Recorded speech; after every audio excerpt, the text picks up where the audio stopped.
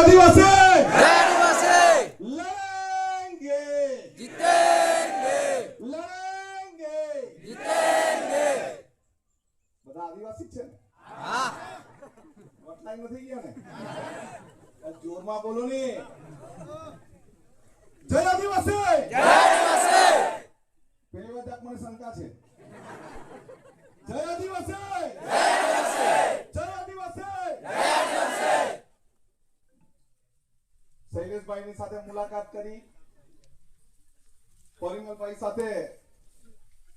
જ્યારથી આ પ્રશ્ન ઉપસ્થિત થયો જ્યારથી હુમલો થયો ત્યારથી લગભગ 3:30 વાગ્યા સુધી અમારી વાત ચાલી છે ને કોઈ બીજા ધારાસભ્ય આવે કે નહીં આવે આપણને કોઈ ચિંતા नहीं આ આદિવાસી દીકરો છે અને કોઈ પણ આદિવાસી સમાજના દીકરા પર ભાઈ પર બેન પર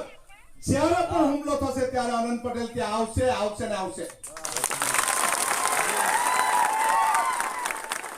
તમારી સાથે તમારા ગામના સરપંચ છે કારેલ ગામમાં બી હસમુખ ઢોડિયા પર હુમલો થયો ને એને મારી નાખવામાં આવેલો અને ત્યાંના સરપંચે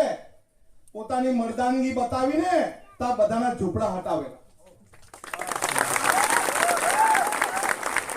આપણે એ કોઈ રાજકીય કામ કરવા નથી આવ્યા પરંતુ મારા સમાજના દીકરા પર હુમલો થશે મારા ભાઈ પર હુમલો થશે તો અમે કઈ એમને એમ બેહી નથી રહેવાના અમે એનો બદલો લેશું એનો જવાબ લેશું આદિવાસી સમાજ થોડો છે અશિક્ષિત છે પરંતુ નમાયેલો નથી એ તાકાતવાળો છે અને આપણે પહેલે આપણી તાકાત માટે પોલીસને આજમાવશું પોલીસ શું કરે તે જોઈએ જોયું આપણે સંવિધાનમાં માનનારા છે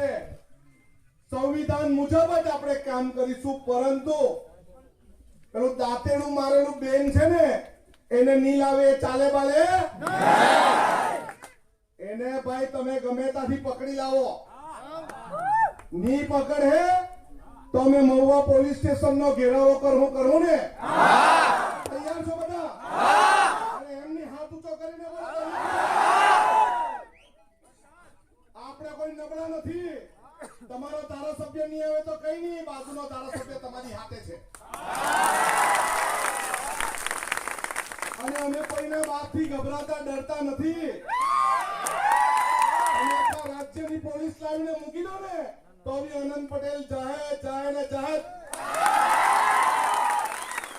કોઈ પણ સમાજ